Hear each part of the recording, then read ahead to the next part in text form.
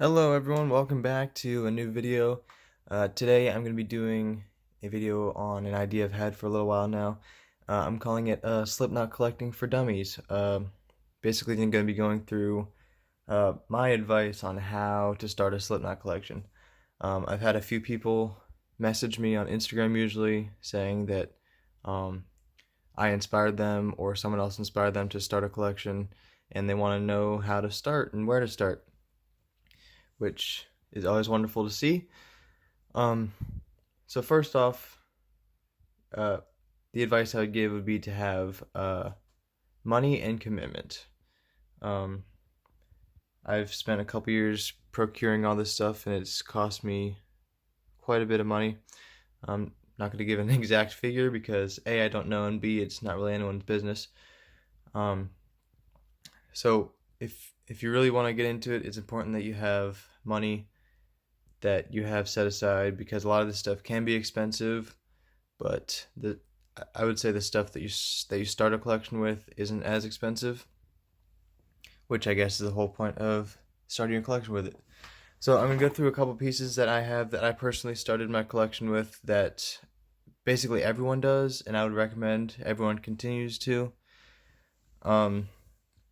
So I guess I'll go from the top to the bottom first. In the cassette department, this one's really easy to find, sealed or opened. A lot of you have probably seen this before. The 2-song sampler with Spit It Out and Surfacing. Definitely the first cassette I ever got. I got my first copy opened, so eventually I sold it and got a sealed one instead, because I'm a sucker for sealed things. But yeah, for cassettes, that's definitely the first thing I would recommend. And this one's not terribly hard to find either. It seems to be like slightly more uncommon, but not rare or anything.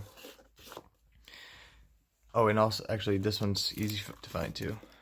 So all three of these like little slipcase cover tapes, these are all relatively easy to find. So if you're interested in cassettes, I would recommend getting those first. And then usually the versions of the albums from Thailand are easy enough to find. This is the first album cassette I got, even has Purity, and that version's not rare either, nor is the identical version without Purity. So that's where I would recommend starting with cassettes. The Thai version of Iowa isn't rare either. And then after that, I would recommend just getting one normal copy of every album on CD. Like, oops, not that.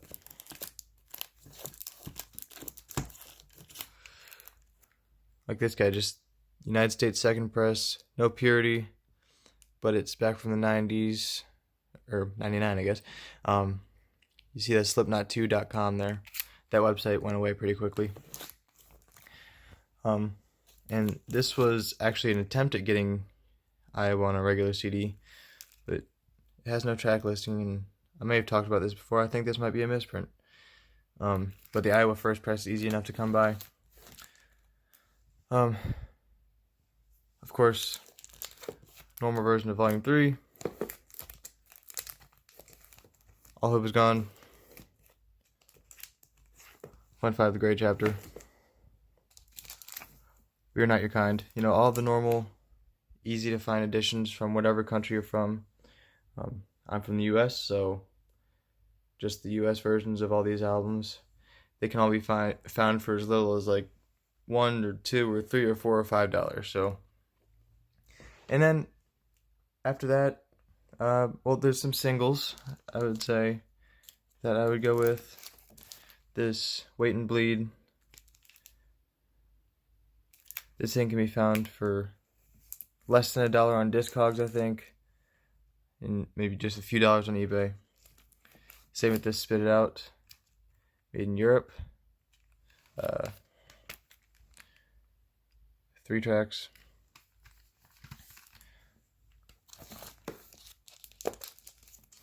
This one, it's not terribly rare, but not terribly common, but I got it pretty early on. This exclusive metal radio sampler. Has Surfacing Live, Wait and Bleed Live, Me Inside, and Despise. So that one I would recommend trying to find early on, maybe not right away. A lot of these singles are pretty easy to find. Also, the Metal Radio Sampler. I'm just trying to roll through these quick because this video is already 5 minutes long, and I've been trying to keep my videos short recently. Left Behind single from Europe is also easy enough to find.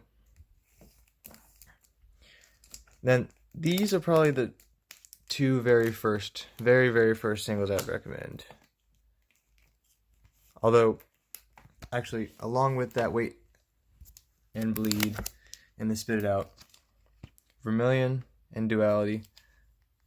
Vermilion from Europe, Duality from the United States. Those, again, can be found for probably less than $1 on Discogs and a couple dollars on eBay.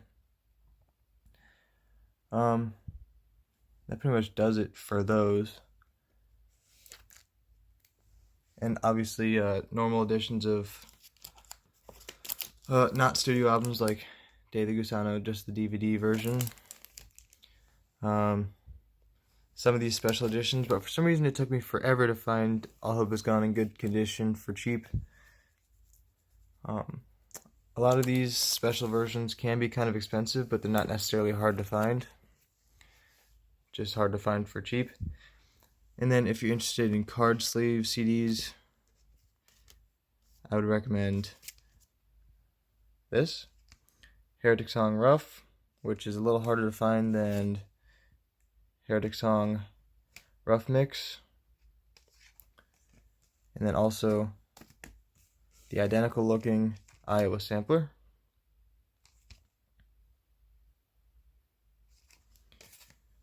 And there's some other card sleeve CDs that are easy, I suppose, to find.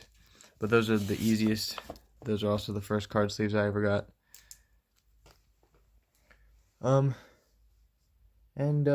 That's pretty much it for, first items to get. Also, another piece of advice. I learned a lot especially about this album. I would recommend finding other collectors to talk to and ask advice about stuff, so you don't overpay for certain things, because early on it's hard to know. A lot of times it's hard to know the values of things. If, hey, is this a fair price? Is this as rare as this person says? You can ask me, you can find other collectors, and yeah, that's how I learned most of what I know now, just by asking other people who already know. So yeah, that's all the advice I usually give to people who are starting out. Just actual advice on what to do and how to do it, and also advice as to what items to start with.